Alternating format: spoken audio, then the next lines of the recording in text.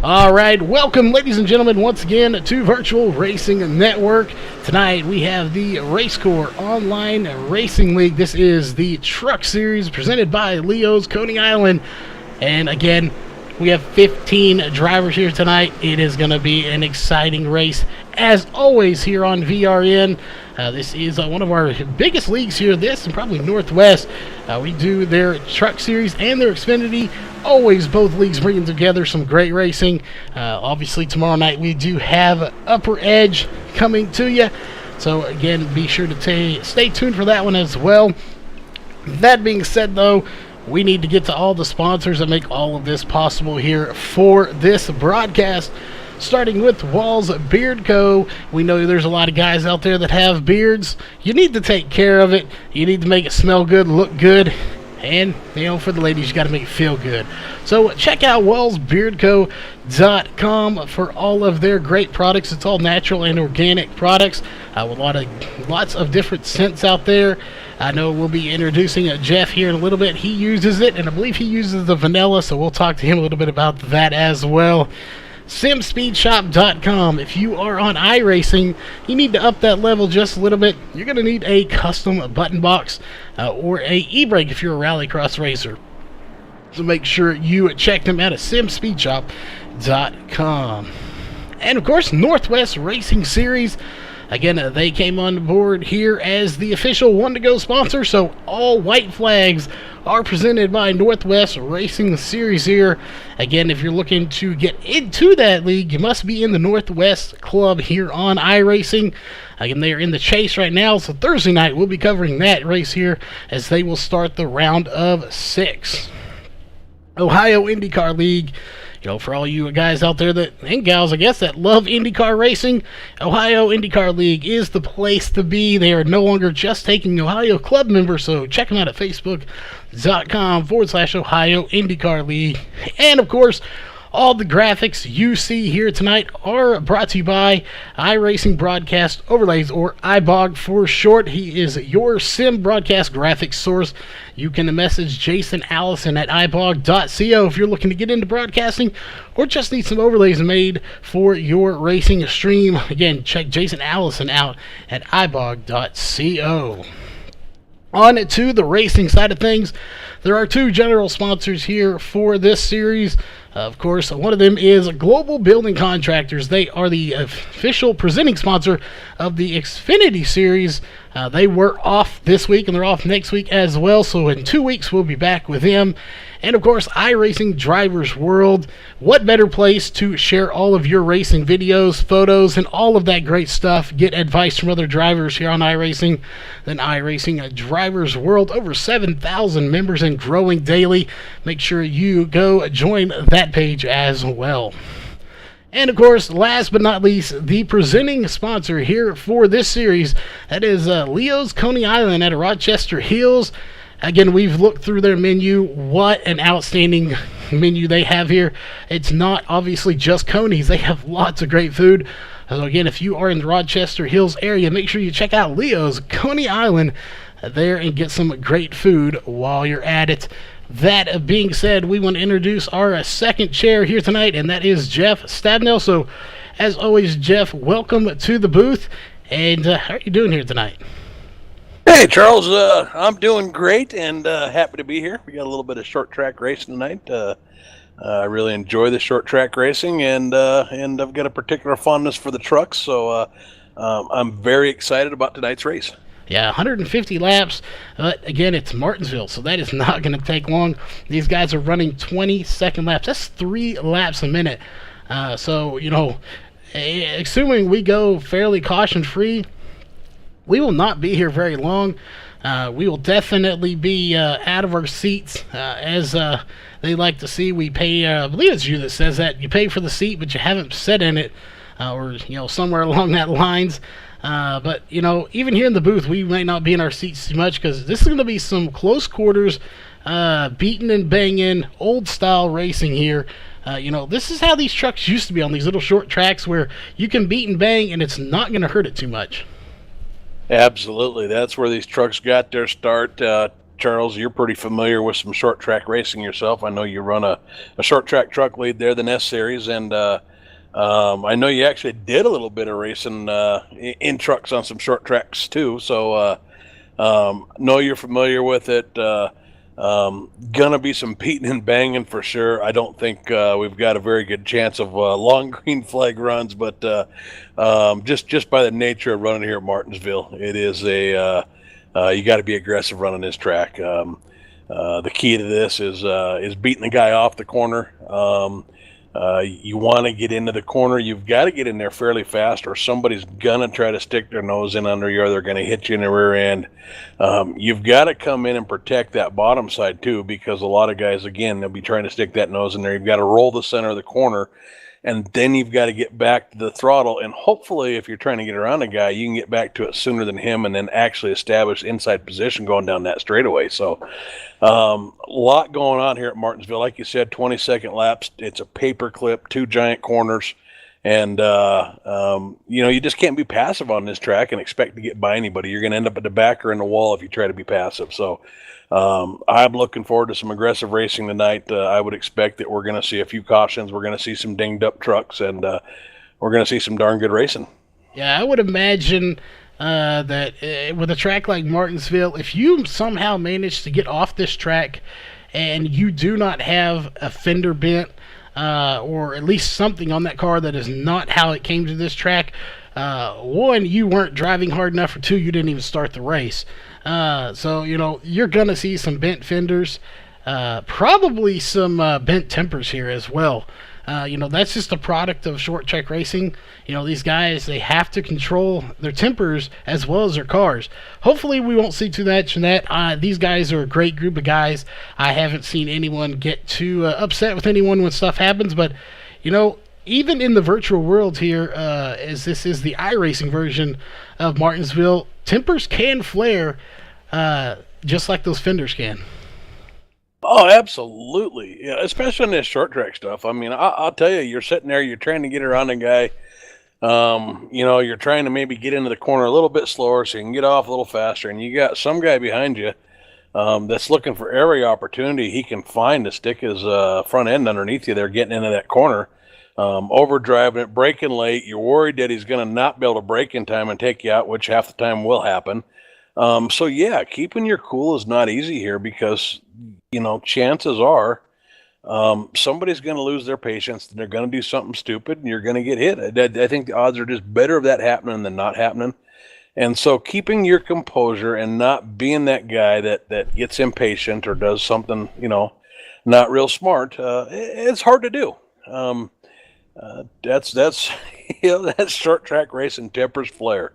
But the guy, I think, that can keep his composure the best, keep his wits about him, and doesn't, let that silly mistake come into play just because he got a little bit worked up, is probably the guy that's got the best shot at winning this race. I definitely would agree with that.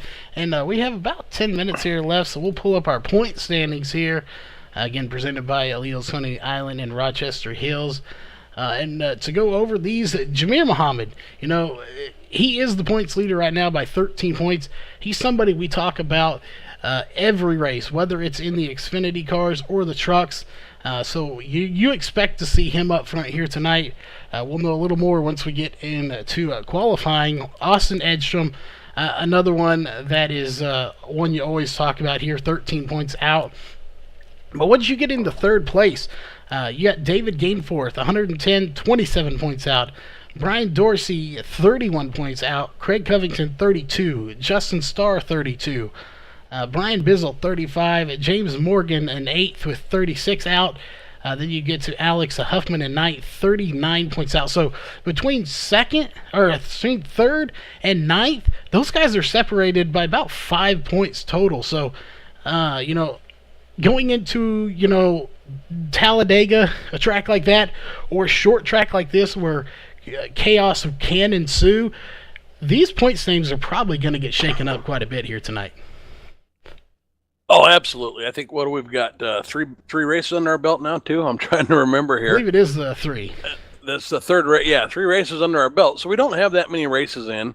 I know that we've got a full slate on the schedule here. We've got quite a few drops. So, but Martinsville, like you said, it's real easy to have a bad race here, right? You can be a good driver and have a bad race. So much like the on the opposite side of the spectrum where you've got the super speedways, and it's easy to get wrecked out and things like that. It's the same thing here. It's easy to put it in the wall. You've got a couple corners where they're real tight corners, and you really want to get on that throttle quick, and it's easy to spin it out. Getting off those corners. So lots of opportunities to wreck out, get a lot of damage, maybe get some incident points, or end up at the end of the line. So this is one of those races that, we would expect there to be some pretty serious shakeups in the standings. Yeah, and I was checking the email we get on a weekly basis here, as we'll let everyone in chat read through the point standings here. We'll keep those up. But there are no penalties coming into the race, so nobody will be starting at the back here due to an EOL. So if we don't see them qualify, that is just because they do not want to qualify. On top of that, we were reading in there, or I was reading in that email that 3 cautions caused now, and you are automatically getting a suspension. So if you cause 3 cautions, you are on a 1-week suspension, and I believe you lose your points for the race tonight as well. So we'll have to keep an eye on here to see, if somebody does cause those 3 cautions, because if they do, that's an automatic suspension for 1 week going into next week's race, and that'll affect the point standings. And in a short track like this, you may not intentionally cause a caution, just not checking up as quick as you can and spinning someone around. So little things like that can make you at fault for causing that caution. Yeah, it's really easy to cause a caution here. What's real hard here though is determining whose fault it was. I guess. Well, maybe, maybe not. Typically, as the vehicle that's doing the overtaking, it's your responsibility to be safe and not cause that accident. But if you got to get by cars, you can't be passive here. You have to be aggressive, and if the guy doesn't do what you expect him to do, or maybe you're just a touch too aggressive, or you had to drive it in hot and the brakes didn't stick quite like you thought it was gonna. You're going to cause a caution. And in addition to losing the points for this race and losing the points for the next race, I mean, that's we talked about having 4 drops. That's basically 2 drops right there. So we've got a long season. We run one long season here, and we've got 4 drops for the entire season, and there goes 2 of them right there. Yeah, it is. And it's unfortunate that it does count, but they do count as drops. And to your point as to how hard it is to tell for these admins to tell who caused the caution, we just had a scenario like this. I believe it was 2 Sundays ago, or 2 Mondays ago, I will add, in the one of our series here that we were running in my own league, where it looked like second place came up and just punted first place out of the way for the win. It looked like he would have caused it. It didn't cause a caution, but right there in the moment here on the broadcast, it looked like he just knocked him out of the way. Admins went back and looked at it, and the car in front actually slowed down, checked up a lot more than second place thought he would. And that is what actually caused it. He checked up in the corner too much, and in the grand scheme of things, it wasn't second place's fault. So these admins that are watching this race are going to have to be on their A game here to determine who is at fault. And there, like you said, there may be that chance they just can't really determine who's at fault. Well, and that's the point I was talking about, without wanting to get into too many details. But maybe it's better that we do. And try to explain this a little bit. I mean, these trucks are they're coming out of the corner in I think it's second gear, might be third, I can't remember. They're running the RPMs up, so they're exiting a corner about 65, 70 miles an hour. They're accelerating all the way down the straight until they get just in front of that corner, so they get up to maybe 130, 140 miles an hour. I think it's been a while since I've run this. I'd have to check, but they really ramp that speed up, and then your threshold braking. So basically, you are braking as hard as you can without locking up the brakes for as short of a period of time as you can. You're trying to get that done before you get into the corner, because once you get in the corner, you just want trail brake. You want light brake pressure, and you want to just try to roll that truck through the corner. A little bit of light trail braking can sometimes put just enough weight on those front tires to kind of help you turn it and roll around a little better. When you get to the center of the corner, some guys will trail brake, some guys will just be off the brake and let it roll. So you've got all that brake work going, you're hammering on the throttle, you're shifting gears, it's the difference in speed and the difference in braking points and how hard you think you got to brake can be pretty drastic. And so, like you said, it can look like you punt somebody, or you can think somebody's going to just brake the same place you are, and they check up way earlier and way harder because they don't have the confidence in their brakes you did. And yeah, on the broadcast, we'll probably say somebody just drove it in there or dove underneath them or whatever, because that's what it's going to look like to us. But just like in reality, that may not be the case at all. Very well could be somebody was too cautious out there. Yeah, again, and it comes back to pretty much sum it up. It comes up to situational awareness is a big key in any form of racing. You've got to be aware of your surroundings. Sometimes you just can't help it. Stuff's going to happen. But if you keep your wits about you and you keep an eye on what's going on around you, some of the time it can be avoided, some of the time it can't. And when it can't, that's going to be when the caution usually comes out. Here at Martinsville, it is going to be a doozy of a race here for 150 laps. That being said, we are going to step away real fast here to get to the national anthem, and we'll be right back here with qualifying right after your national anthem. We take you down onto the track for our opening ceremonies. Ladies and gentlemen, please rise. Please remove your hats. Oh, say, can you see by the dawn's early light what so proudly we hailed at the twilight's last gleaming, whose broad stripes and bright stars through the perilous fight o'er the ramparts we watched were so gallantly streaming, and the rocket's red glare, the bombs bursting in air, gave proof through the night that our flag was still there. Oh, say, does that star-spangled banner yet wave o'er the land of the free and the home of the brave?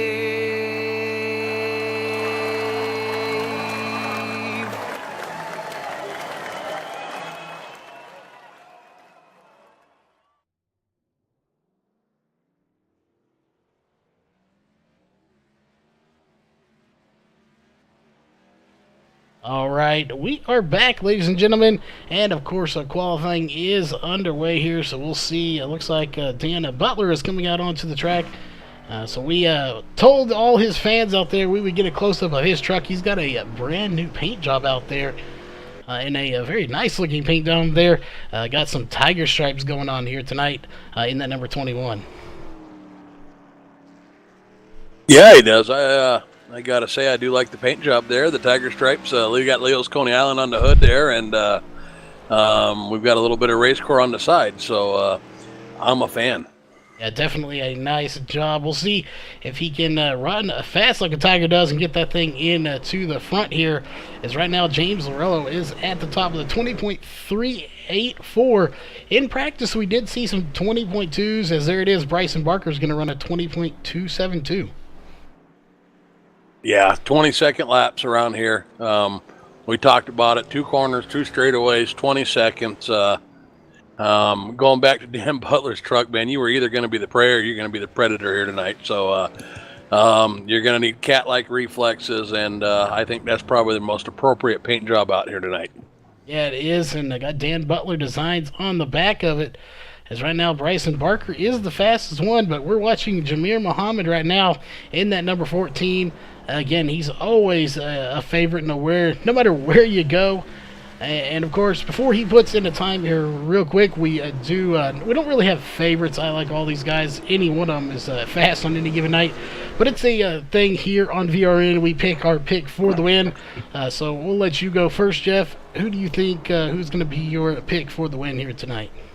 Oh, this is a tough one because I told myself on the last race that I was going to pick Jameer Muhammad right off the bat because he gave me a hard time for defaulting to him in the last one there.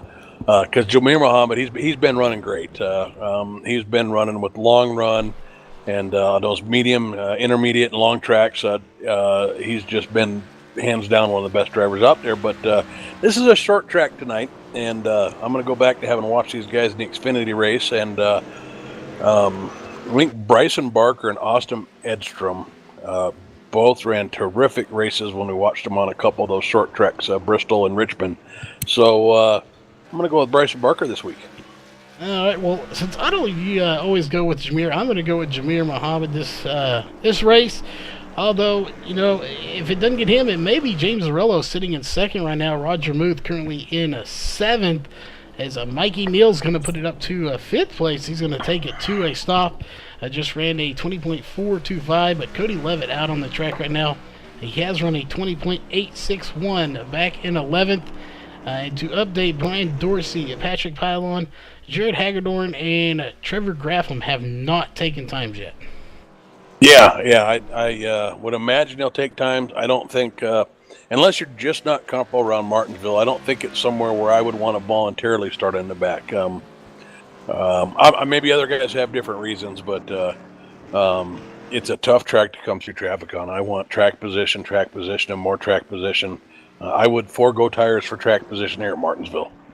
Definitely, track position is going to be key. Absolutely. I think track position is one of those tracks where track position is far more important than tires. So if I'm nose for,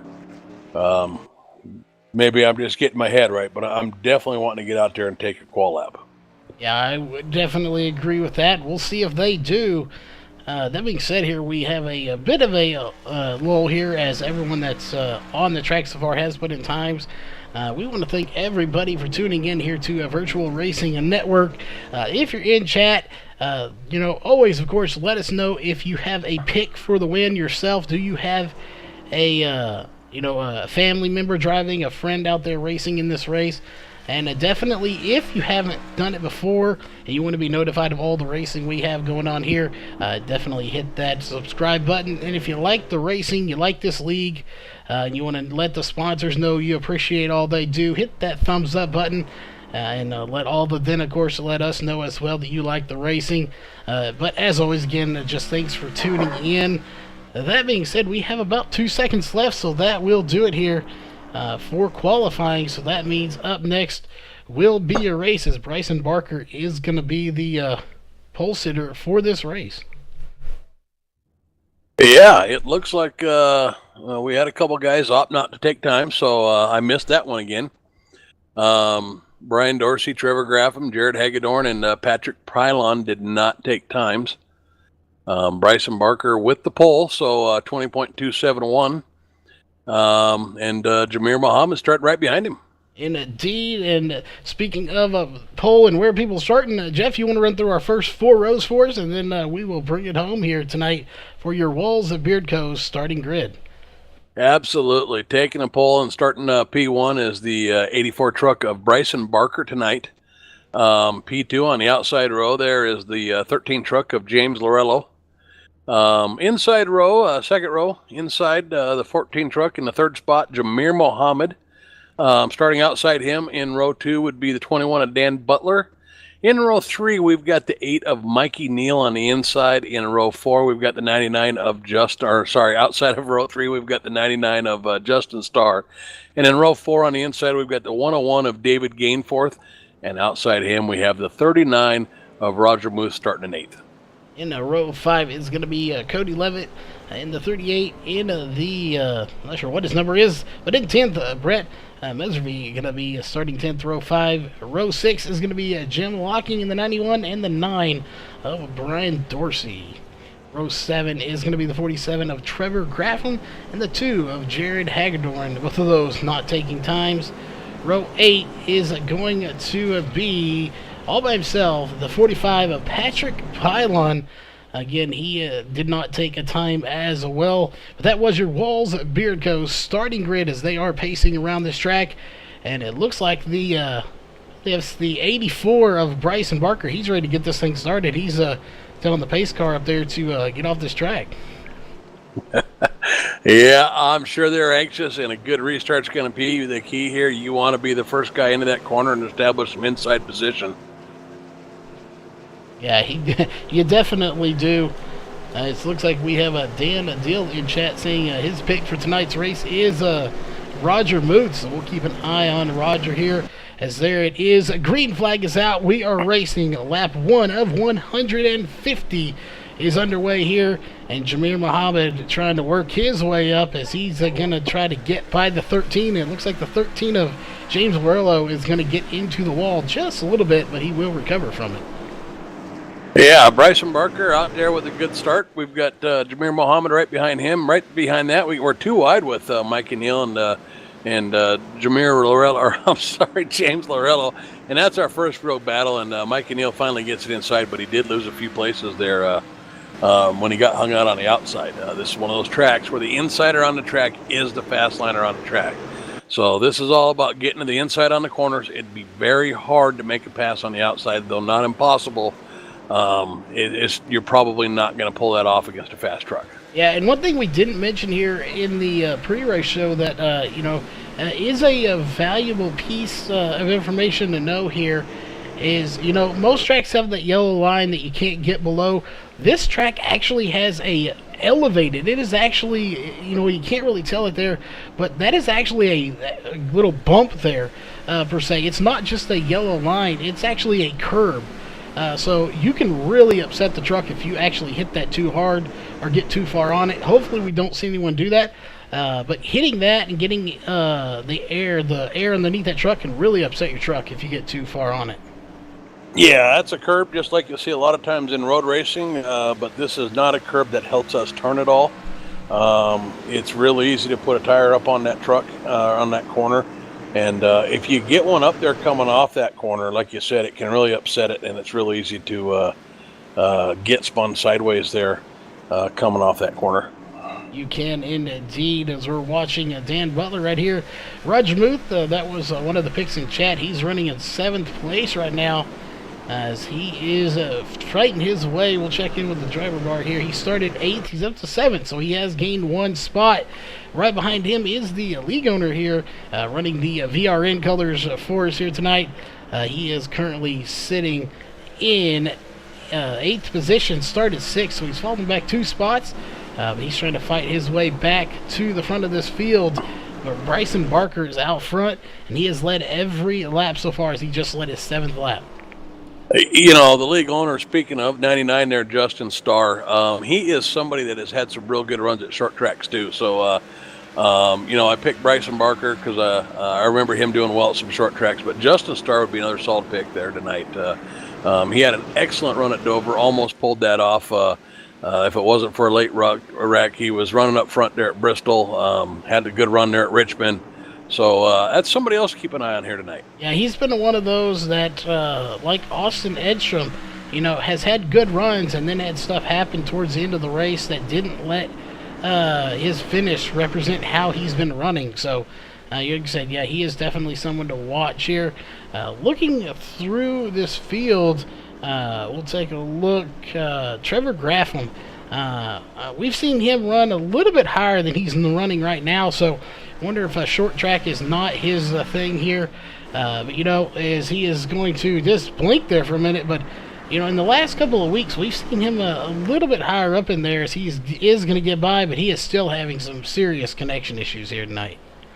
Well, I'm watching Jameer Mohammed right now. He lost a spot to Mikey Neal, who's our big mover of the race right now, up 3 spots. And looks like he let James Lorello get underneath him. I don't know if he let or James Lorello got underneath him, but he's fighting hard to hang on here, and it looks like he's going to lose another place. So he's going to drop back to 4th place there right now. He is indeed going to lose that spot. So next person to try to get by him will be Dan Butler.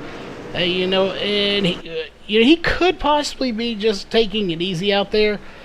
You talked about it earlier. Track position's key, but at the same time, if that truck's not handling the way he wants, he could let these guys by. Maybe he's going to take his time. He's very strategic driver. He's going to find the line that's best for him, and that's where he is going to make his move at. So we'll keep an eye and see him as our first caution is going to come out, and it looks like it's going to be possibly Patrick Pylon, I do believe. Yeah, unfortunately, we don't see a huge speed difference on the cautions here, so it's difficult sometimes to figure out who it is. Indeed, we'll see. You are correct. I believe it was him. You can't tell. Trevor Grafflin is off the track, but there he's back, so we're keeping an eye on Patrick Pylon. Yeah, good call on Patrick Pylon. He just got loose getting into the corner there, it looked like. He might have locked up his brakes or something there, but it looks like he slid it getting into the corner. Yeah, you were right. He got it loose. It looked like he locked up the brakes, and he probably would have been fine, but we were just talking about here is let's go back another about 20 seconds here and see if we can't change the view. If we're going to TV 1 here, he hits that little bankment or curb there, and that's what actually shot him into the outside wall. Well, and I'll tell you what, it looked like he got a little bit loose early, but what really happened there was, you're trying to brake and slow down, and you're trying to turn this truck into that corner. So when you're braking, you're putting all that weight on those front tires, and you're trying to turn it at the same time. And there's only, we talk about the grip circle without getting too technical. You can only turn it so far, and you can only brake so far. And if you exceed either one of those, you're either going to lock up and slide it straight, or you're going to bring the rear end around. And he just had too much wheel into it for the amount of brake. So, that's one of those things you're fighting here. We talk about just running on the threshold of grip there. You're riding right there on that cutting edge. You're braking hard getting into those corners, and you're putting as much wheel into it as you can, and you're leaving nothing on the table. And it just got him there. We'll see more of that tonight, most likely. We will indeed. And notably here, if we are back up at the front, notice there after that, everybody came down pit road except for the 99 of Justin Starr. He opted to stay out as the lights are going off here, so we're going to get the green flag next time by. Justin Starr not pitting, and he's also, looks like he's opting to take the outside lane here for the restart.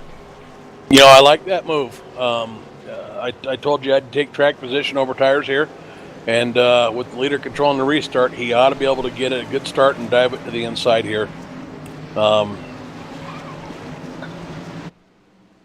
Definitely you'll see green flag is back in the air.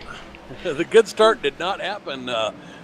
Great start by Bryson Barker. Basically just took away P1 from Justin Starr. Now he's hung out on the outside.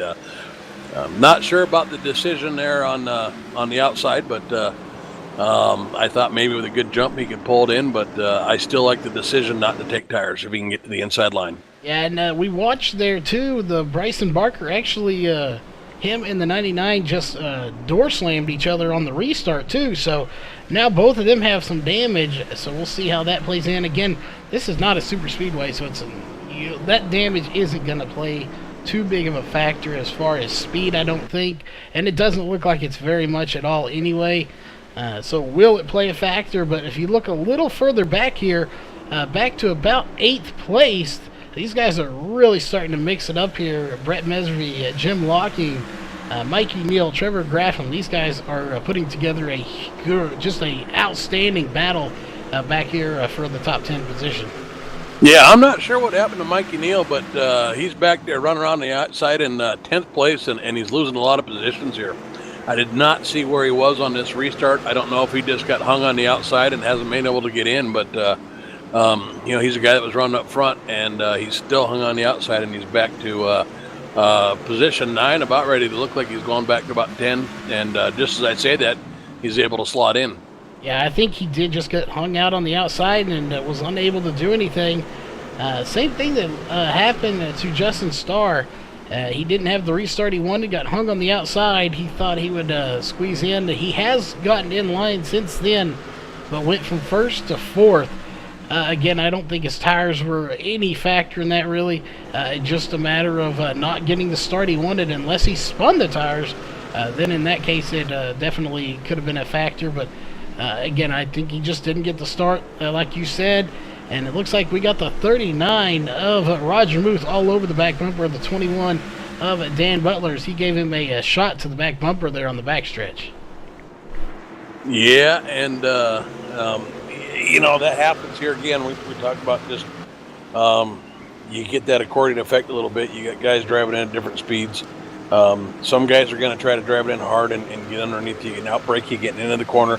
I prefer to take a little easy getting in and try to maximize corner exit and get underneath somebody on the outside. So a lot of times that's I'm in the minority with that strategy, and it can get a little frustrating out there. Yeah, it definitely could. As you were talking about earlier, I not only obviously run a short track league, I have done short track truck racing in real life, obviously not to the level of the real NASCAR stuff, but whether it's been on here short track racing or in real life, these trucks are a handful. Plus, you have cars all around you. You have very little time to get by them. You talked about 150 laps. We're on 28 right now. Even with that one caution, you don't have the real estate to move like you really want to do in order to pass somebody. Oh, we got the 7 gets a curb, and then he bounces off the curb and gets into Roger Muth there. Roger Muth's able to keep it going, but the 7 puts it sideways. Brett, I'm going to say his name wrong here, but Messervy, I think it is. I believe it is Messervy, if I am correct. He is in chat with us, so hopefully he can correct us if we are wrong. I believe it's Messervy, if I am correct. But we'll go back and take a look at that and see. Just contact there, and it. He really didn't even get that sideways, which is weird that the caution did come out. As again, he was sideways, but he did recover from it. He didn't do too much. He did get on that curb, and contact was made between him and the 38, but kept it going. Yeah, I think actually the 8 car may have caused that one. Not sure. I hate to use the word cause, but it looked like he got into the rear end of the 39 of Roger Muth there just a little bit, which sent Roger Muth cutting it inside a lot faster than I think the 7 saw coming. And so the 7 was just trying to make an evasive move there as the 39 was heading right for him there, and he bounced it off that curb, kicked right back out into the 39 there. Great save. We did get a caution flag, but everybody's able to keep it going. And this time, we have a few more drivers opting to stay out here. James Zarello, Dan Butler, and Trevor Graffin are going to stay out on 15 old lap tires. So a few more guys deciding, you know what, I think I want to get up to the front and possibly try to lead some laps. We'll see if the 13 opts for the outside lane or the inside lane after seeing what happened to the 99 of Justin Starr when he took that outside lane.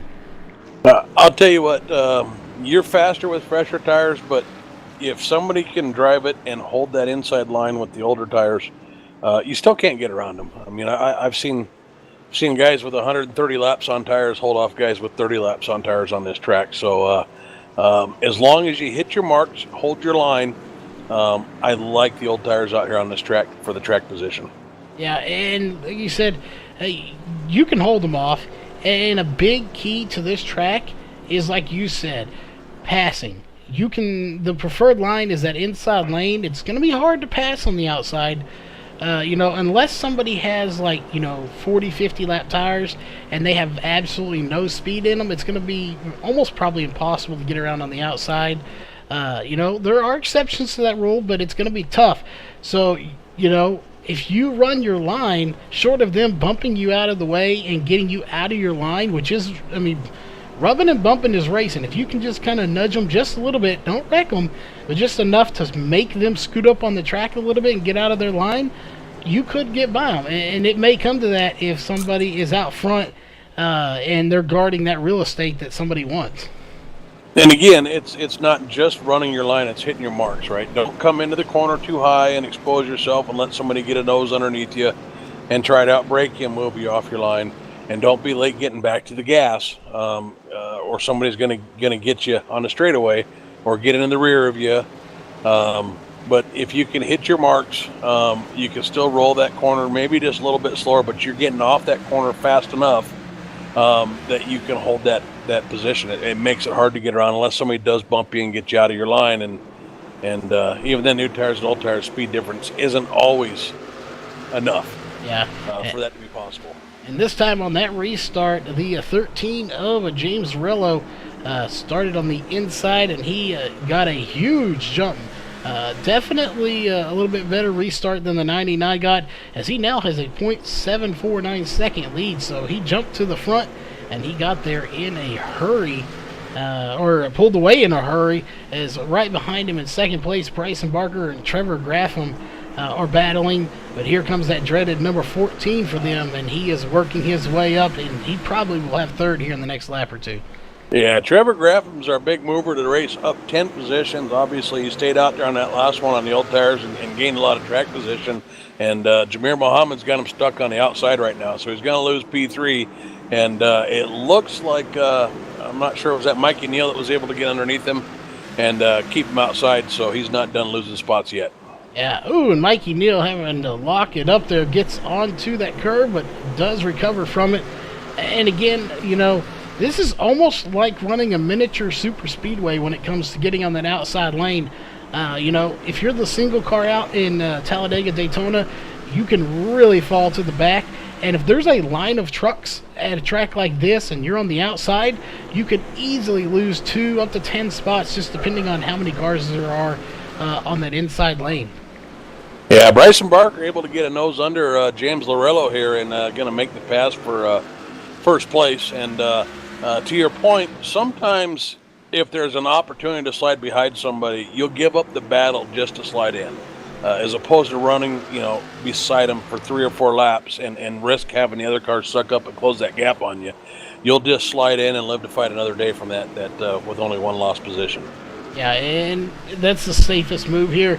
The old saying is it's better to finish second than to not finish at all, or finish even further. So, say if you have to sacrifice one position and get in versus trying to fight your way back in later and lose even more positions because more cars get by you. Sometimes it's about racing smarter than it is harder.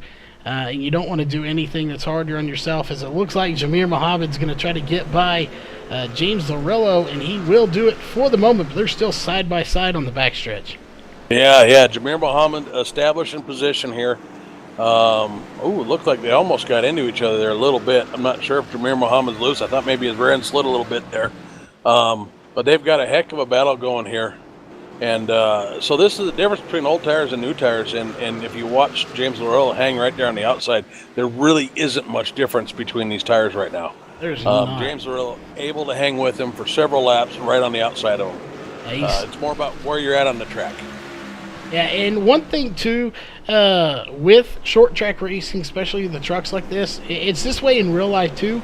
As a caution's going to come out, we'll get back to that here in a second as Roger Muth is going around. So let's go back and take a look. Yeah, it looked like Roger Muth just got into the throttle there a little bit early coming off the corner there. That's one of the things that happens here. We talked about that before the race. Coming off of turn 4, it's so easy to get into that throttle just a little bit too soon and have a little bit much wheel into it still. And if you do that, that rear end will come right around on you. It will indeed, and he already had some damage prior to that, so I'm not sure what happened there. But there it is, going around. Good job, though. He barely tagged the wall, so he kept it off of it for the most part. Good job to do that. We'll see who is coming down pit road. It looks like Bryson Barker and Justin Starr are going to stay out. But back to what I was just about to say before that caution came out, with Jamir Muhammad, he may or may not have been doing it. But one thing you can do here is if you can get to the inside of somebody and you're side by side with them, going into a corner, you don't want to wreck them. You don't want to, do anything like that. But you can just scoot your line up if you're on the inside just a little bit, just inch up just enough that it pushes them a little bit further up, and it'll get them out of their groove, and then you can get by them that way. You don't have to hit them or rough them up or anything like that. You just merely get them out of their groove. Yeah, and there's actually a lot of that goes on here, because a lot of times we're running side by side like that. You can do the same thing for the outside car. You can actually pinch him down a little bit, but again, when you start pushing a guy up and nudging him out of his line, and if he doesn't want to move, or if you're on the outside and try to pinch a guy down and he doesn't want to move, you run the risk of contact. Yeah, and two, you've got those people that if you're trying to pinch them down and they do move and they go too far down, trying to not get hit, you run the risk of them getting into that curb and coming back up and hitting you both and taking you both out of the race. Oh, sorry, Charles. Oh, go ahead. I was gonna say, you're absolutely right on the well-timed nudge, man. If you're that inside car and you nudge somebody right before the center of that corner, you can totally blow their corner with the smallest of nudges. And if you're that outside car and you get somebody just a little bit too low entering that corner, or even the exit of that corner, you can also cause them to blow that corner, or maybe even just do what we saw there with Roger Muth, where they got to put just a little more wheel into it than they wanted and spin it around. Yeah, and with a short track like this, if you're going and you're having to put more wheel into it, that means you're scuffing those tires a little bit, and you're going to wear them a little bit faster. But again, we've established tire wear isn't that big of a factor, but, it's not right now. Come 40 laps into a run, if we get that many on a green flag run, 40, 50 laps in, it may start to show. But with these little 20 lap little stints, I don't think tire wear is going to be too much. Obviously, you said that earlier. But, that being said, the green flag is getting ready to come back out, and the 84 Bryson Barker gets a huge jump as the green flag does come back out. And we'll see James Lorello right behind him, and they are side by side all the way through this field right now. Yeah, absolutely. I'm not sure what happened there. I had Justin Starr in second place, and I see he's back in fourth place already, so maybe he drove up there a little bit further or something during the pace laps. But Bryson Barker up there on those older tires, we're going to see what he can do with those old tires. I have a feeling he's going to be able to make a run pretty good here. Yeah, Mike Neal is doing good there. Justin Starr. Jamir Muhammad's back to fifth place right now. He did opt to go in and get fresh tires. That seems to be his trend. He has pitted every time we've had a caution. Justin Starr has only made one pit stop. So we know they got a good run for fuel. Right now, it's just a tire game for these guys, I would imagine. Some of these guys are opting to not pit. Some of them are. So, again, 150 laps here. Fuel not too big of a factor, especially not with the 3 cautions we have had so far. Can Jamir Muhammad get back to the front? He's been up to as high as second, I do believe, if I recall correctly, but he just hasn't been able to lead any laps here. So, that's a different one for him, as Bryson Barker has led 39, James Zarrillo has led 9, and Justin Starr has led 4, and those are our only 3 leaders here. And I think Mikey Neal might be the wild card here, man. He has turned the fastest laps of the race. I've seen him go from the front to the back up to the front, back to the back again, and back to the front. So he is obviously fast, and he's able to make moves. He just keeps, maybe he's a little too aggressive. He gets getting caught on the outside and getting shuffled back. But every time that happens, he's able to drive it right back up front. So Mikey Neal up to third place, got by Jamir Muhammad there, and he is somebody to keep an eye on because he's moving. He is indeed, and right behind these guys, they've kind of kind of got in their own little groups here. Right there, if we look, that is the 9, the 47, and the 99. Brian Dorsey, Trevor Graham, and there was the 99 of Justin Starr in there. These 4 cars is now Cody Levitt's going to get in there. The 38, they kind of have their own little group. We've got little groups about 5 cars apiece. So it's very interesting that these guys are breaking off into their own little groups here. Yeah, and I'll tell you what, I'm starting to think maybe tires are having a little more effect here in this race than I thought they were gonna, because James Lorello on his fresher tires is all over the back bumper of Bryson Barker. And we saw in the previous runs where Bryson Barker was kind of able to just drive away enough to not have a serious challenger. But at least here for the first 12 laps of this run, James Lorello's been all over his bumper. He has indeed. Can Bryson Barker hold him off? He's got 27 laps in those tires compared to 12 for James Lorello. So definitely a huge difference in tire wear. And he's definitely right there. And, I think tire wear may be playing a little bit more of a factor, but that real estate is so good. He's doing a very good job, of Bryson Barker is, of holding his line. So right now, it's the passing car's job to find a place to go around. And James Lorello, that's what he's got to do. He has got to find the perfect spot to get around. And, to note, he's going to have to do it quick because he's got Mikey Neal right on his back bumper.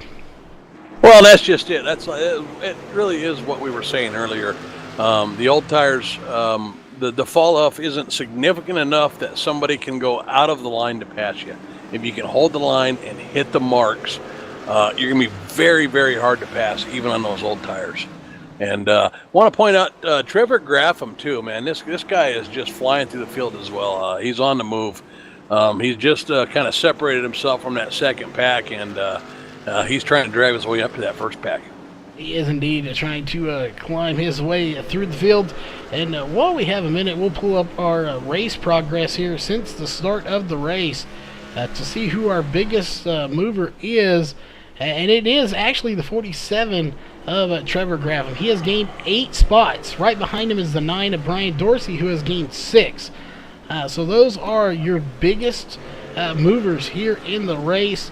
It looks like our biggest, our least mover, biggest loser, I don't know what you'd call it, is going to be the 21, who has lost 5 spots. That is Dan Butler, so he's lost 5. Right behind him is the 101, who's lost 4. So several drivers that have lost plenty of spots. Again, we don't want to call them a loser because they're not a loser, but they have lost the most amount of spots here in the race.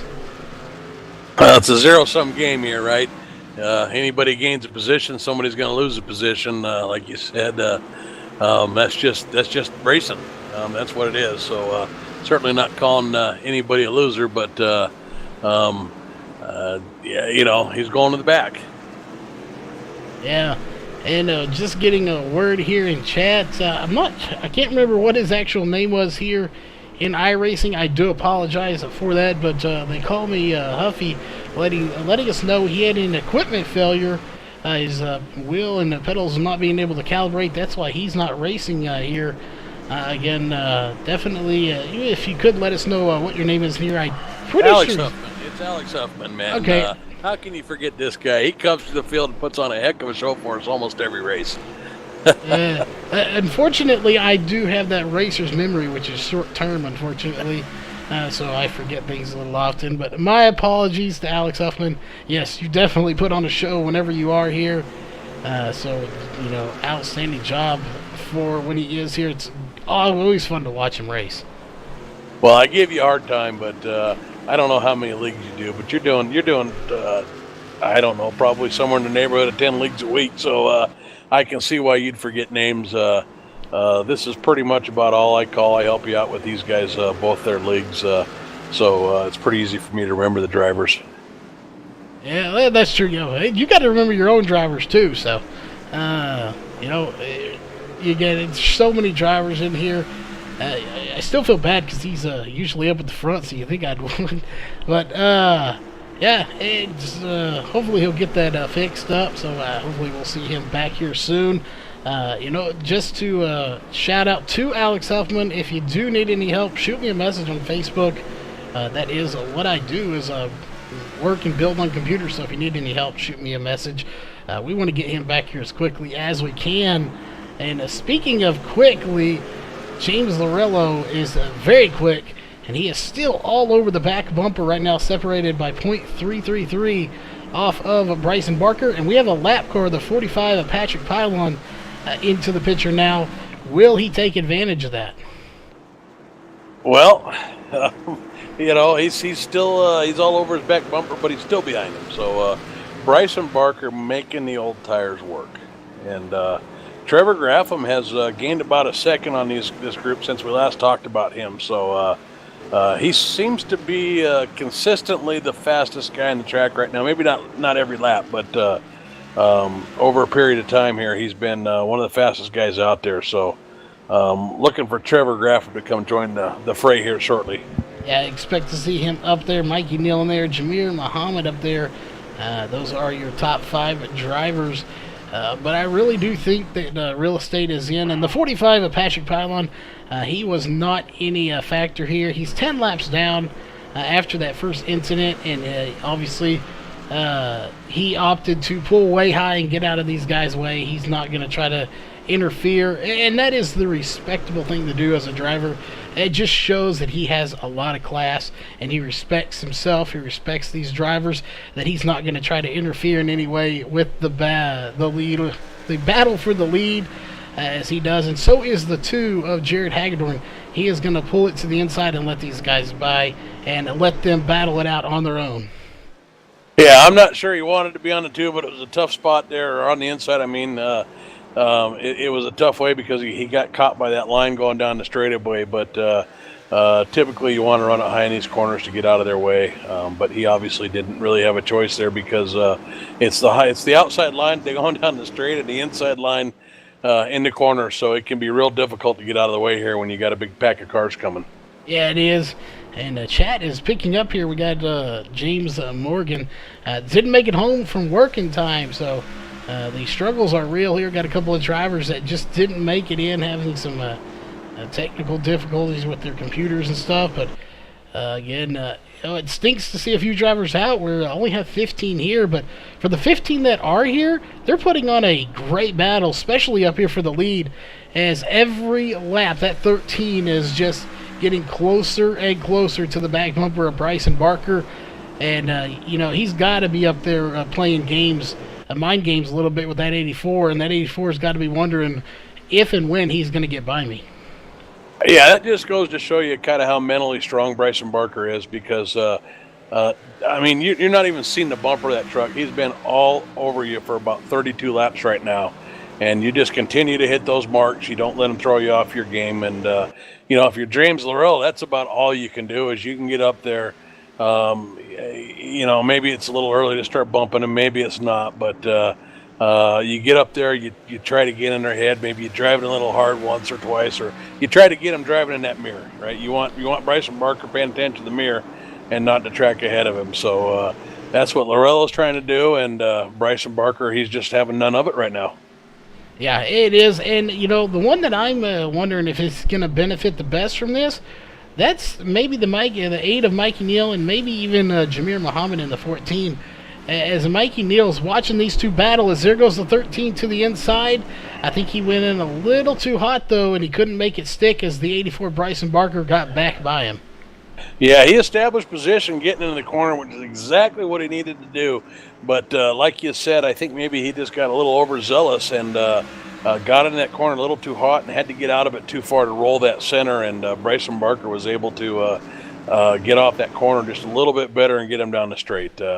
He needs to do that one more time, and James Laurello just got to be a little bit, maybe just a little bit slower getting in so he can roll that corner better and get off. But that was a heck of a move by him. It was indeed. And you talk about playing mind games with somebody, whether you're trying to or not, showing that you can get to the inside, that's really going to start messing with Bryson Barker's head in there. If he's even letting it get to him, he may not be at all. It may be nothing for him. I see this every day. This is nothing. As, based on his driving, I don't think he's really fazed by it. Well, James Laurello's changed up tactics here a little bit. he's almost diamonding that corner a little bit. He's rolling a little, he's coming off the center of that corner just a little bit deeper and trying to drive it down underneath Bryson Barker on exit here. And as you see right there coming on exit, he's trying real hard to drive it down and get that runoff and get underneath him going on that straight. So a lot of different tactics employed by James Lorello. He's letting Bryson Barker know right now that he's faster than him, and he's trying to find the line to get around. So like you said, if he wasn't in Bryson Barker's head just a few minutes ago, you know he is now. Yeah, and we were watching just there. He had the nose of that 13 just about to the back bumper of the 84 Bryson Barker. He did not touch him, though. Again, it goes to show you right there that James Lorello in that 13, he wants to get by, but he's not going to do it dirty. He's a clean racer, and that's how he wants to get the lead. He had a chance. He could have given those chrome horns to the 84 of Bryson Barker, but he chose not to. He's got the position now, and he's got to get off that corner good. Sorry, Charles, I didn't mean to interrupt. Oh, go ahead. Yeah, you were getting there. They have it, but once again, the 84 has the lead, and there James Lorello gets into that curb just a little bit as he is fighting hard, and he gets a little loose there. And there's an example you talked about earlier. So Bryson Barker drove it in just a little bit shallower there, even though he's on the outside, and kind of forced James Lorello to move down and catch just enough curb to slow him down. So Bryson Barker able to move him off of his line a little bit there, make him take a little bit flatter one in and catch just a little curb there. It did, and Mikey Neal's kind of reeling him in now, and that may be what does James Lorello in. We'll see. He is down to 0.483 seconds behind, but now he's back to 0.466, so he is reeling him back in, but now he's going to have to reel him in, and he's going to have to wear more on those tires to catch him before he can try to battle him again. Right there, he is now 0.483 again, so he's not really gaining on him too much right now. Yeah, I got a feeling Lorello, he'll run him back down, but Mikey Neal still turning those fast laps himself, and if he gets onto the bumper and starts doing James Lorello, what James Lorello is trying to do to Bryson Barker there, then it really gets hard for James Lorello. Now he's trying to stay in Bryson Barker's head. He's trying to find a line that allows him to establish that inside position on the corner where he doesn't have to overdrive it, and at the same time he's trying not to give something up to Mikey Neal, right? Maybe you're trying to enter high and drive off low or something, and then all of a sudden Mikey Neal's able to dive it in underneath you, and instead of getting that position, you just lost another one. So if Mikey Neal can get up there, it's going to be real tough for James Lorello. Yeah, and, I want to just go over something here real fast.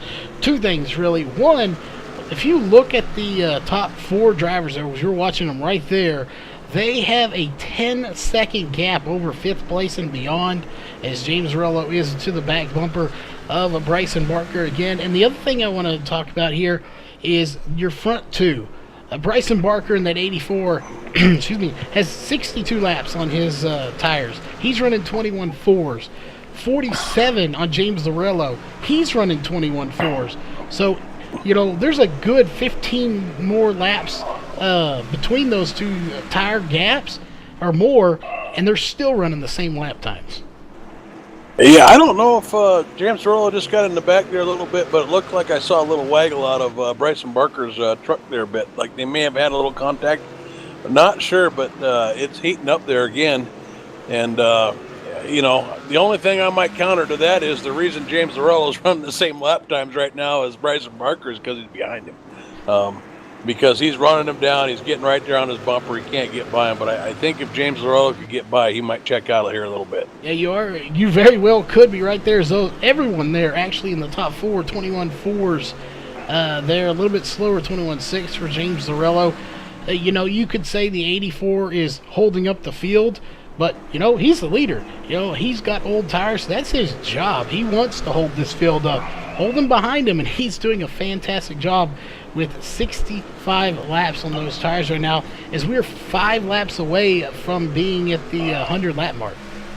Well, it's just what we said earlier, right? At the beginning of the race, track position, track position, track position. It means more than old tires do, right, or new tires do. Then the difference in speed is not worth the lost track position here, because you can do exactly what we're seeing Bryson Barker do right now. He's putting on a clinic out there, on those old tires. He's made a couple mistakes, and James Laurel's had a couple opportunities to get by him, but he hasn't been able to pull it off.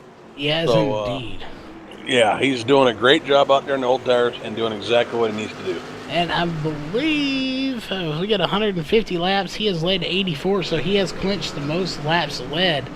As we're coming up on about 52 to go. So nobody can lead more laps than him. So, you know, whether he does win this race or not on those tires, he has led the most laps, so he'll get that bonus point for leading that.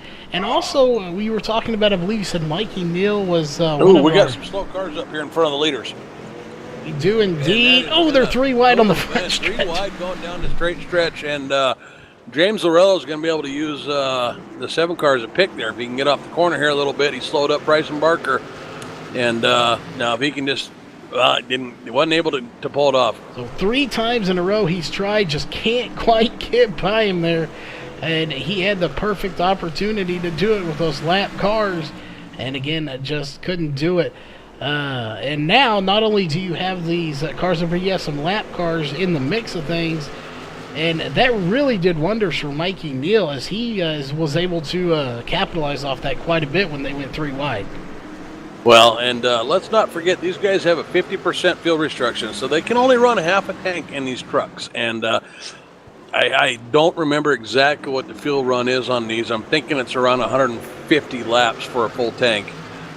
Bryson Barker's got 71 laps, albeit a few under caution. I'm not sure exactly where we're at on fuel, but I suspect here in the next 5 to 10 laps, he's going to probably have to make a green flag pit stop.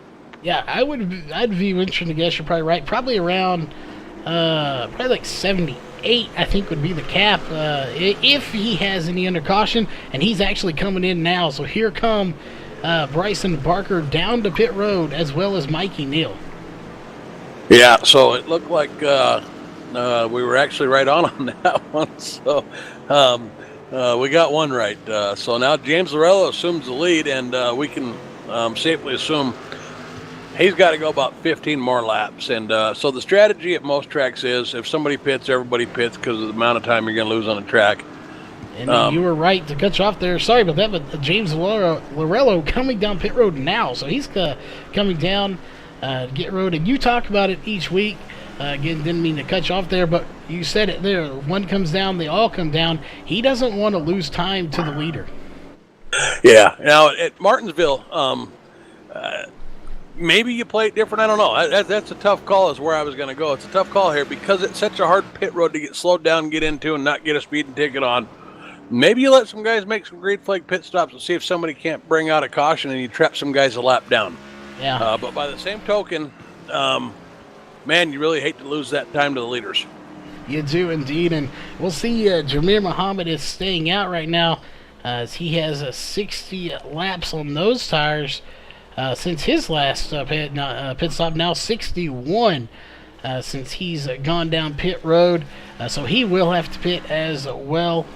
So will Justin Starr and Dan Butler.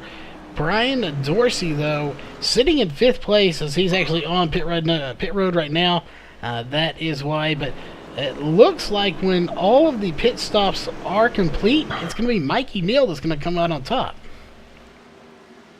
Yeah, Justin Starr and Brian Messervy are probably Brian Messervy or Brett Messervy just pit. So Justin Starr on the oldest tires out there, he's got 77 laps on these tires. He's got to be running on fumes right now. Yeah, I would imagine he probably is. And I figured they could probably go about 78. With the cautions. So I would expect that we should see that 99 of Justin Starr come down pit road next time. We'll watch him here for a minute. Jameer Muhammad still is your race leader with 63 laps on his. But again, I would definitely expect, as he is not going to come in this time, but he is peeling off. So yes, he is going to come in right there. He's on the entrance. So this time by he did. So about 77 laps is what they could have done with those cautions. So he's coming down, and we'll see. Jameer Muhammad still is your race leader. Ooh, Bryson Barker gets into the 9 truck trying to get by the slow truck there of Brian Dorsey. Not sure exactly what thought that, but I saw Bryson and Dan Dorsey going around there. We'll see. Go back here and take a look at the caution. And keep it in mind, Jameer Muhammad, Dan Butler, 1-2, didn't pit. And now they are the only ones on the lead lap.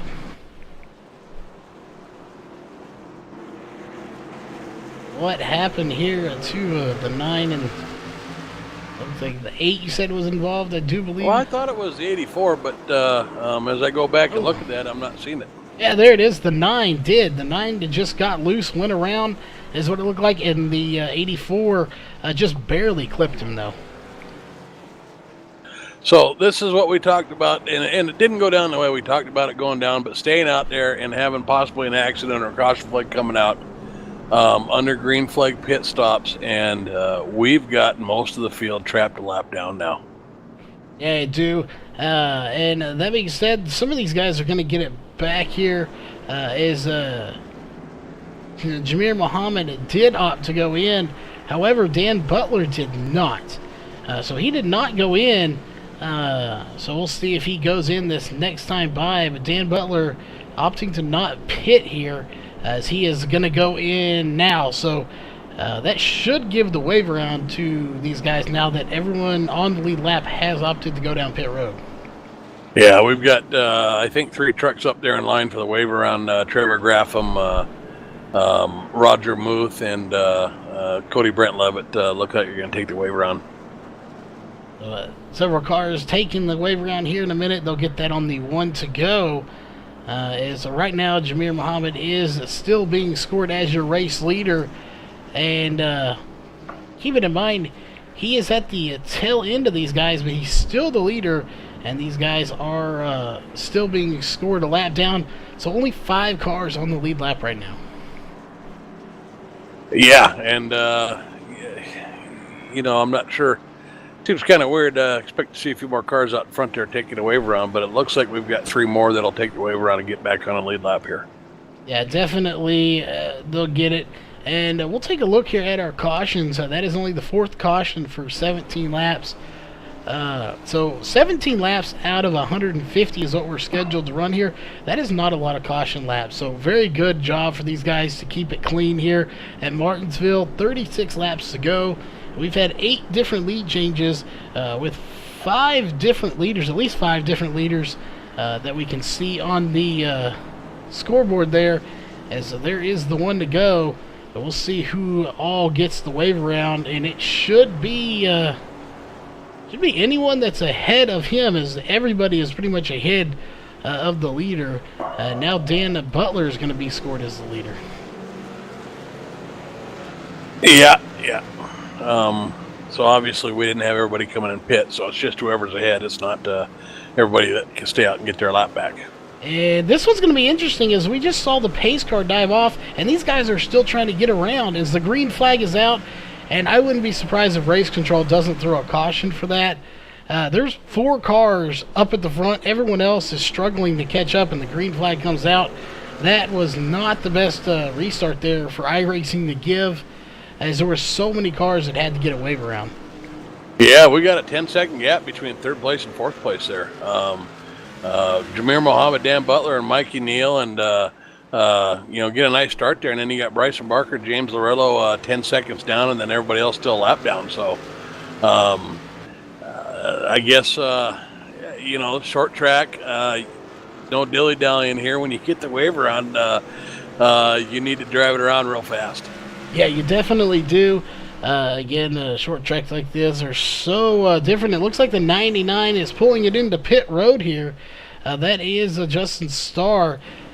So I'm curious if he has damage that we just don't know about. He is taking a pit stop, or if he was pulling in there to possibly throw the yellow to get these guys caught back up. But no caution coming out so far. The 45 is going to get out of the way of the leaders here again, as those front 3 cars are going. But the 14 of Jameer Muhammad, the way that all worked out, that really benefited him, as he took off very quickly. Oh, yeah, you've got probably 2 of the guys that have been battling for that lead in that second group right now. And Bryson Barker and James Larillo have been just going at it up front.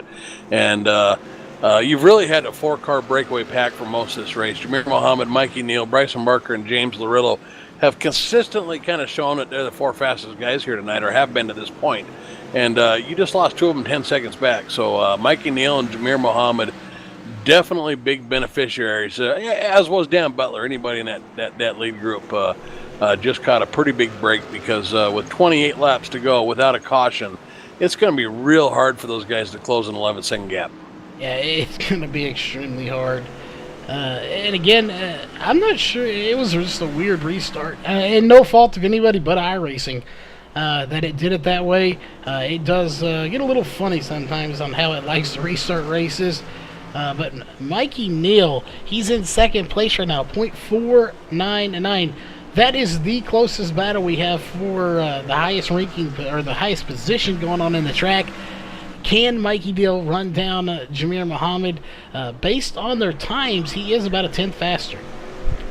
Hey, without a caution, I think that's our race there. Dan Butler, Jameer Mohammed, and Mikey Neal. So we'll see what Mikey Neal's got. Watch this battle for a minute here and see if we can get him. Yeah, and note Justin Starr is back out on the track. So he is now 8 laps down. And these guys are still putting cars a lap down if they can catch them. Again, only 5 cars on the lead lap. But that really doesn't show how good the racing has been. It's not that these guys are just that slow and they're getting past. For anyone that's just tuning in with us here late in the race, that was all pit stops and then a strategy as contact between your front two, but Mikey Neal will take the lead. Yeah, Mikey Neal brings it out front there. I've been watching Mikey Neal most of the race, as we all have been.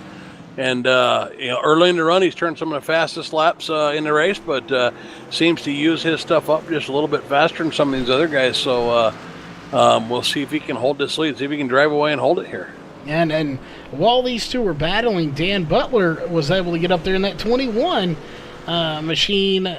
Again, I believe he may be showing that Tiger speed out of that number 21 with that brand new Tiger paint job going on in there, as he has closed that gap. It was almost 2 seconds now to 1.5, and he is working his way to the front of this field once again. Will he be able to get up there here? Is in about 2 laps. We will have 20 to go. Yeah, and watching Bryson Barker and James Laurel, they've knocked about a second off that time, but it's taken them 6 or 7 laps to do so. So without a caution, I don't think they have a chance to catch up. Yeah, I definitely would agree with that assessment. And we may see a caution. We just don't know. I know I can tell you, if we go back here to 6th place, Trevor Grafton, Cody Levitt, Roger Muth, Brett Meservy, Brian Dorsey, David Gainforth.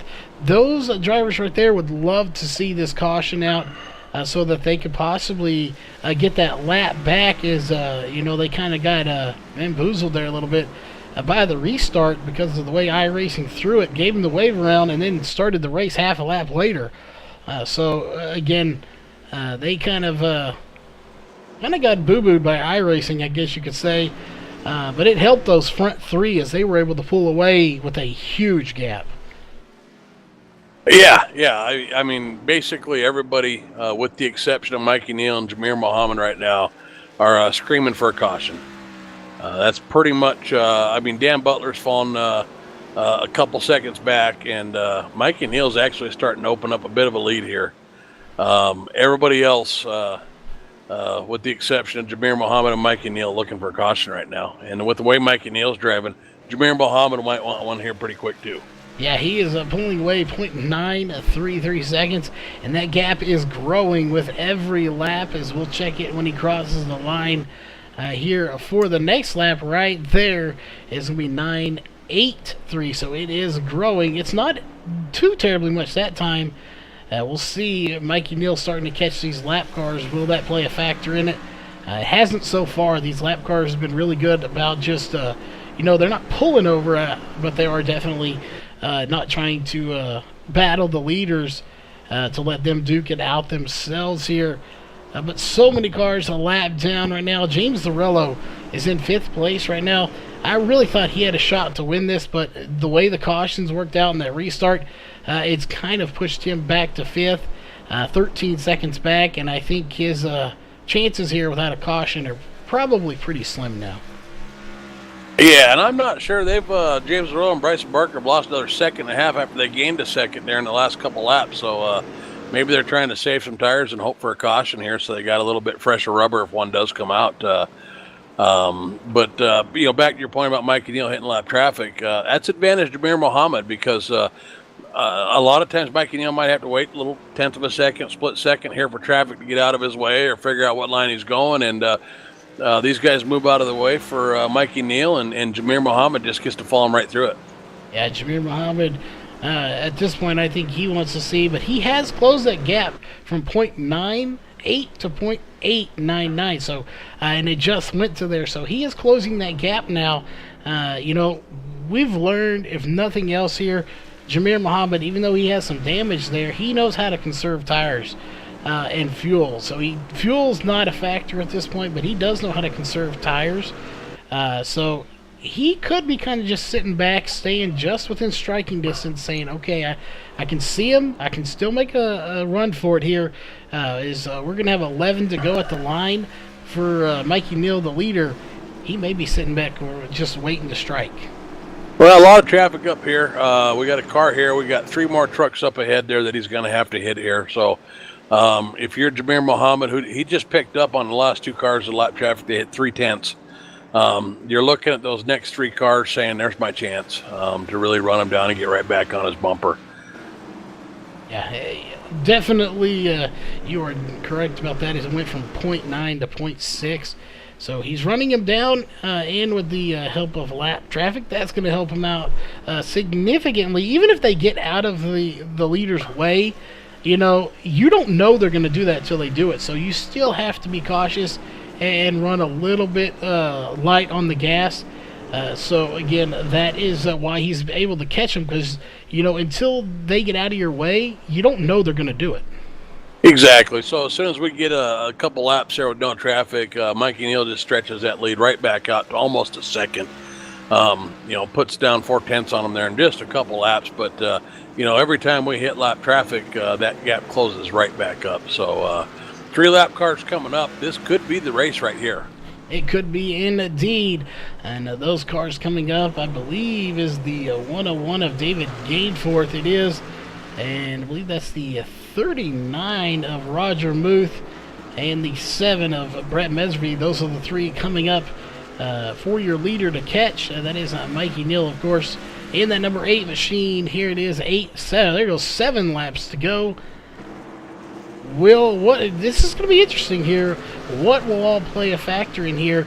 Again, when you had 1 car, they were able to get out of the way. You have 3. These guys are battling for a position right now. They're not just going to move over and give up a position that they're battling for either. And respectively, they shouldn't if they're battling for a position either. You're not just going to hand over that spot to another car just so the leader can get by you. Well, there it is. They forced the first check up there on that corner, it looked like. Hopefully they don't battle Mikey Neal too hard here because they put a little bit of separation by getting through that first one.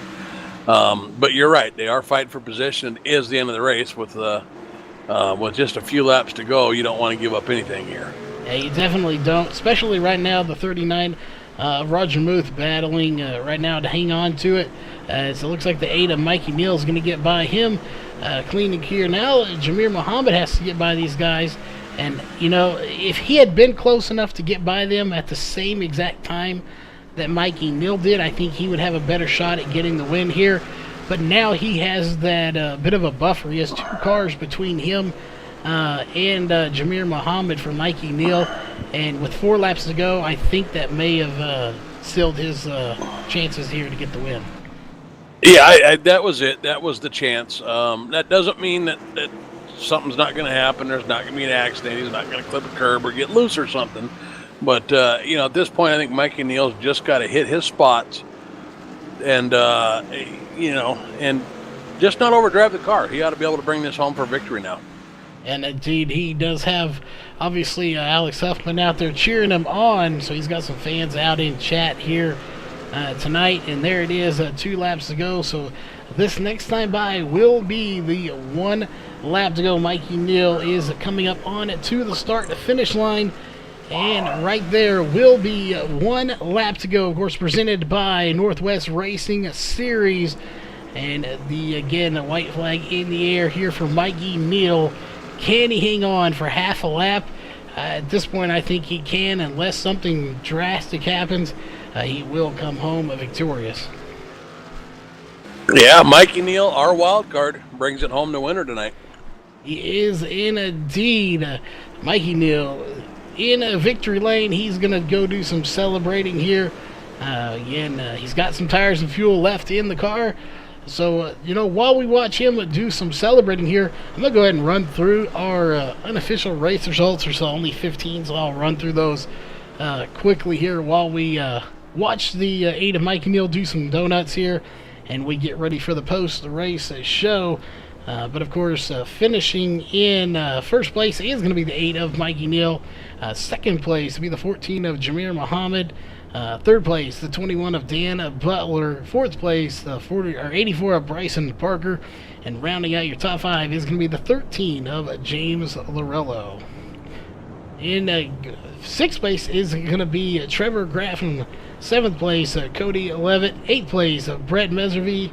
Ninth place, Roger Muth. 10th place, David Gainforth. 11th place will go to Brian Dorsey. 12th place, Jim Logging. 13th, Jared Hagedorn. 14th, Justin Starr. And rounding out your fields here tonight in 15th is going to be Patrick Pylon. That being said, that is it here for your race results. So we're going to step away for just a moment, get to your post-race show, and we'll be right back.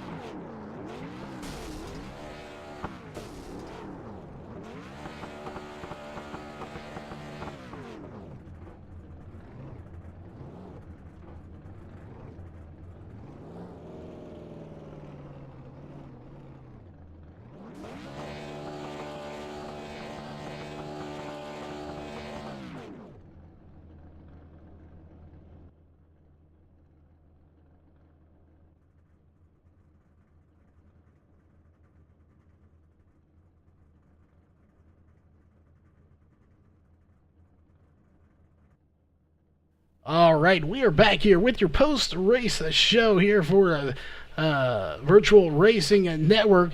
Finishing in third place was the 21 of Dan Butler, and I believe Jeff has caught up with him here in the pits. Hey, Dan Butler, you got a copy? Yes, I do. Hey, Dan, congratulations on third place finish. A hard-fought third place at that. You pretty much finished just about where you started. I think you started in fourth position tonight, but we know that you went to the back, and I think I'm not sure. I think you had an incident there at one point and ended up in the back, and then drove it back up to the front. So why don't you walk us through your race tonight? Yeah, man, I'm excited just to finally be on the podium. Finally get to talk to you guys.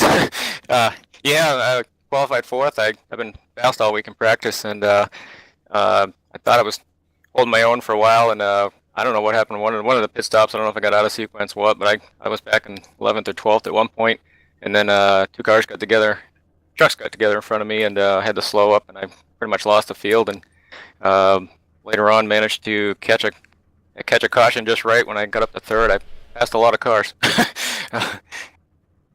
Yeah, well, go ahead. Sorry. Oh no, I was just gonna say that's my fingers are tingling. So hats off to Mikey, man. Him and Jameer, man, they toasted me on the last run there, so they earned it. I just had nothing left, man. My arms are tired.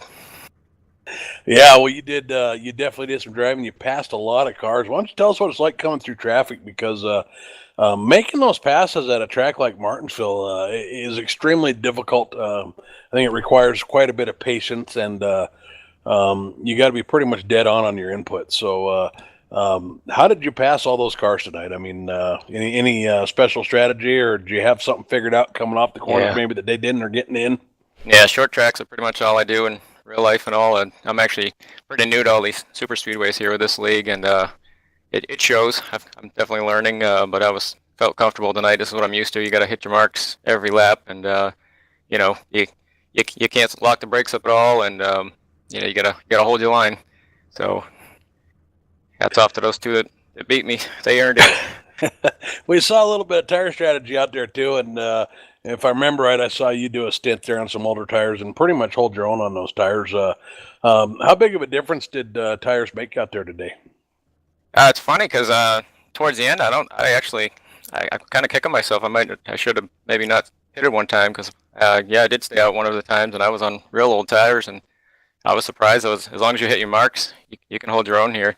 And I was just hoping I didn't get hit from behind or anything. But everybody in this league just real clean, and that's why I love racing here. Yeah, absolutely. Some amazingly clean racing for a short track like Martinsville tonight. Congratulations again on your third place finish. Thank you. I hope you got some shout outs or some buddies out there or grandma, ma, and some sponsors or anybody you want to give a shout out to. Have at it. Yeah, definitely. Leo's Coney Island. They sponsor the league here, the series, and they're on my truck, and iRacing Drivers World. And I think you mentioned Mama's there, so I gotta say hi to my mom. I know she watches you guys every Sunday and Tuesday. And thanks to Katie Brook Farms, and that'll be all. Thank you. All right. Well, congratulations to Dan Butler, and big shout out there to Mama Butler, because I can tell you my mom watches too, and she'd be mad at me if I didn't say hi to yours. All right. Thank you, guys. We'll send it back down to Charles, who's with our second place finisher here, Jameer Mohammed. I am the 14 of Jameer Mohammed, and my pick for tonight's win came up just a little bit short. It was a hard fought battle there, but you finished in second. So in the grand scheme of things, I think you'll keep the points lead coming or leaving this race. But you led 23 laps, so you still led quite a few. You'll get that bonus point for leading a lap. Overall here, short track racing, with the battles we saw between y'all, or just really the top five all night, what was it like out there running here at Martinsville tonight? It was a lot of fun. It was when we had that long green flag run where it was the four of us kind of broke away from the field. That was a lot of fun. I had nothing for the top three. Bryson, racing. I did all I can to keep up with them. That was all I got, really. Well, he just had. Yep, go ahead. Well, you noticed something, that last restart, a little weird there. Not sure if the iRacing was trying to give some wave rounds. We saw a lot of people get trapped a lap down. However, you did not. So, were you counting on that caution coming out to try to trap some of these guys a lap down? Or, was it just in your window and it just happened to fall there for you? Oh, no, that's exactly what I was trying to do. I was trying to get everyone a lap down. It was my only way to beat Bryson and James. So I ended up beating him. But I was fourth, and we had about an 8 second over fifth. So I knew I couldn't beat those top three. So I was like, my only chance here is to run out the fuel run and hope for a caution and get a lot of people a lap down. And that was my only chance, really. So it actually ended up working out perfectly. I had the lead, fresh tires. And yeah, there was I think like pretty much 10 or 11 cars had to be waved around, and it's Martinsville, so there's no way they're gonna get around here in time, because pace car speed is just as fast as you're going at times. So the restart was kind of messed up because of that, but that's just the way it goes, just because there's tons of wave arounds and stuff. But yeah, that was my strategy there, was to run out the fuel run and hope for the caution, and it worked out. I got second, and I probably should have finished fourth today. Well, you definitely, they say if it's better to be lucky than good. I personally think you're good, probably great driver in this series. But you were lucky here tonight. You used strategy to get second place, and a very good strategy at that. It worked out great for you. But we know you got some sponsors and shout outs. So who would those be for that second place finish here tonight? Yeah, I'd like to thank Leo's Coney's Island for sponsoring the series, iRacing Drivers World. I'd like to thank Justin and Dan for their admin work.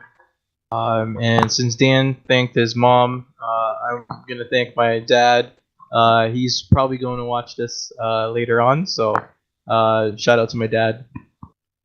All right. Well, again, congrats on second place, and we're going to hand it back to Jeff, who has caught up with our race winner here tonight. Hey, Mikey Neal, you got me there? I gotcha. Hey, congratulations. Fantastic race. You finished in first. We watched you. You were fast all night long. Even when James Arello and Bryson Barker were going at it there for so many laps in a row, you never let them out of your sight. We could tell that you were just kind of sitting back there biding your time. You had the fastest laps of the race whenever you were in clean. Not traffic, when you were in clean traffic. And so we knew you were fast all race. We called you our wild card earlier in the broadcast because you started up front. We didn't know how you ended up in the back, but we saw you go to the back. We saw you end up back up front, and then we thought we saw you in the back again. And so we knew that you were running all over the place and coming through traffic. We knew you were fast. So yeah, it's not a surprise to us that you ended up in first place. Why don't you just tell us about your race there a little bit? Maybe you can explain to us, fill in the blanks there a little bit, what we saw you doing further back there. Well, I had a really good car in practice. Really excited for this race, and started off really well. I think I qualified around fifth, and I got up to third really easily. And coming out of the pits, I think I was about to be second, but there may have been some people who stayed out. I don't remember off the top of my head. And I actually got a speeding penalty, so I had to go all the way to the back. I think it was 15th at the time.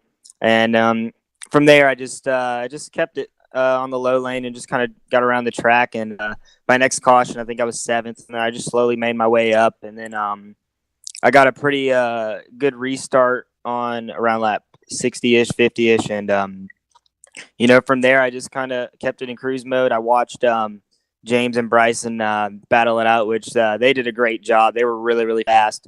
And I think they got unlucky with that caution. And luckily, when the caution came out, I got the lucky dog. So I got around before everyone else did. And, and then everyone had to catch up. And I was up there with Dan and Jameer. So, luckily I got up there. But the car was really, really loose today. And I was just trying not to wreck anyone. And then I think lap 125, I got under Jameer, and not sure if he came down, not sure if I came up. We made a little bit of contact, but I got around him there, and he was a good sport about it. So it's always fun racing with Jameer. And from there, I just kind of kept it in cruise control and got it to the victory lane. Well, you absolutely had a rocket underneath you. We missed the part where you got the black flag, but we were trying to figure out what you're doing in the back. And then I think on one of those restarts, you got hung up on the outside and lost several spots again, but were able to drive it back. So tell us about coming through traffic today. You have any secret strategy or anything like that? I saw you trying to make moves on the outside, inside. Looked like maybe you even diamonded a couple corners. It looked like you were trying just about every line to get by cars. So it's really, really tough to pass here because if you go too high, you get super loose off the corner, but if you go too low, you're going to get tight and slide up. So you just have to make the right passes. And at times when I knew I had the faster car, I chose the lane that it looked like I'd be faster on. And sometimes you could, if they would run the really low lane, you could get right outside of them and get right by them. And I think that was a really key factor in the race for me today. And it really, really helped me get through the corners really well. So, but traffic though, it's very, very difficult. But luckily, we have all great racers in here. I don't know one bad driver in here. And they when they're a lap down, they let you know where to go. And they race awesome here. So I really appreciate everyone in this league for that. And I appreciate Jameer, Dan, Bryce, and James. We all had a great race today. And I think we all got through lap traffic really well. So it went a lot better than I think we all planned. So. Yeah, lap traffic. We weren't sure there at the end. We knew that Jameer was gaining on you a little bit in lap traffic, but you were pulling him as soon as you got past the lap traffic there. We saw you come up on those 3 cars at the end, and we thought maybe that was Jameer's chance to close that gap and make a run on you. But like you said, these guys in this league are so good. You didn't really have any problems navigating that traffic. As a matter of fact, you actually opened up the lead a little bit there when you got to those last 3 drivers. So hats off to you guys for negotiating all that that lap traffic there. Driving that loose truck, we noticed rear ends kicking out there a little bit, and we weren't sure if guys got into each other or not. So congratulations on a fantastic race there, Mike. One last question here before we get to your shout-outs. We knew you were fast. So when you were following Jameer and James Loretto there all that time, were you waiting to just pounce on your opportunity? Did you think that maybe if you could just get by him that you were going to run away from the field, or was it a struggle to keep up with those guys? I think I could actually keep up with them, but the only thing is that they weren't pushing it that hard, and I was pushing it, and I was just sliding right out of the corner.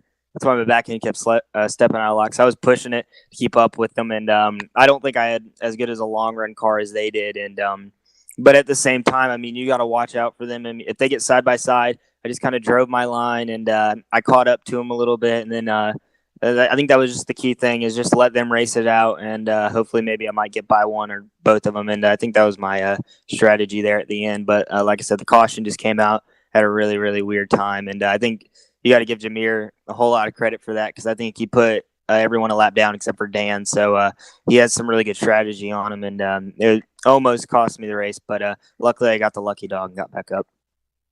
Well, congratulations. You had a rocket. You brought it home. First place. You got the checkered flag. You've got Alex Huffman in chat there at, watching the race there. He was just he was cheering like crazy for you. So he was a huge fan today. We've had so far a shout out for a mom, a dad. You got a dog, a brother, sister, anybody like that you want to give a shout out to? Any sponsors, anybody else, any shout outs tonight? Oh yeah, first of all, I got to thank KAM, Jack, Alex, Tommy, and Austin. They do a great job. They helped me so much, and I wouldn't be here without them. And I got to thank all 4 of them. They've done so much for me. I got to thank iRacing Drivers World, Global Building Contractors, and Leo Coney Island. They all have done a lot for this, and we wouldn't be here with them either. And also got to thank Justin and Dan. They run this league really, really well. And without all of them, I mean, it'd be impossible. And I got to thank my mom and dad. They let me race here. So I have a lot of fun. And I think that's the main thing about this, is just getting out there, having a lot of fun with all these guys. And I hope they're having the same. Absolutely. Well said. Congratulations once again. And we're going to go ahead and pass this back to Charles to wrap it up. All right. Well, again, congrats to Mikey Neal on the win here tonight. Again, mentioning sponsors and shout-outs. Of course, we want to thank all the sponsors as well. They come on board to make this broadcast possible. Of course, a big shout-out to Walls Beard Co. If you have a beard, you need to check them out at wallsbeardco.com. A lot of great organic and natural products there. Some beard balms, different scents, so you can smell good throughout the day. SimSpeedShop.com. If you need a custom button box or a e-brake, make sure you check them out at SimSpeedShop.com. Northwest Racing Series, the official one-to-go sponsor here for Virtual Racing Network. If you are in the Northwest Club on iRacing, hit them up on iRacing, and you can look to get into that league as well. Ohio IndyCar League, not only are they here on iRacing, they're no longer just taking Ohio club members, so make sure you check them out at facebook.com/Ohio IndyCar League. iBog iRacing Broadcast Overlay Graphics. They are your sim broadcast graphics source. iBog.co. You can get a hold of Jason Allison. All the overlays you see here were done with, obviously, our help and him. So definitely check out Jason Allison if you're looking to get into broadcasting or just looking for some overlays for your stream. He can hook you up there. Again, let them know you heard it here on VRN. On the racing side of things, Global Building Contractors. They are the general sponsor tonight, but they are the presenting sponsor for the Xfinity Series. So a big shout out to them, as well as iRacing Drivers World. Over 7,000 members and growing every day. Best place you can go to post all your iRacing photos, videos. Go hang out, get to know new people here on iRacing. Definitely check them out at iRacing Drivers World. And of course, the presenting sponsor here for this series, that is Leo's Coney Island in Rochester Hills. So if you are in that neck of the woods over there in Rochester Hills, make sure you check them out. Leo's at Coney Island for some great food, not just Coney's. They have lots of great food. Again, that is Leo's at Coney Island in Rochester Hills. That being said, we are done here for tonight. This broadcast is over. Tomorrow night we have Upper Edge Racing coming at 7:35 p.m. Central Time. Make sure you stay tuned for that, as it will be a great race. That being said, as always, have a great night, and we'll see you tomorrow night. This copyrighted broadcast may not be used in any form without the authorized written consent of Virtual Racing Network. VRN would like to thank all of our fans for your support, and we hope you enjoyed today's broadcast.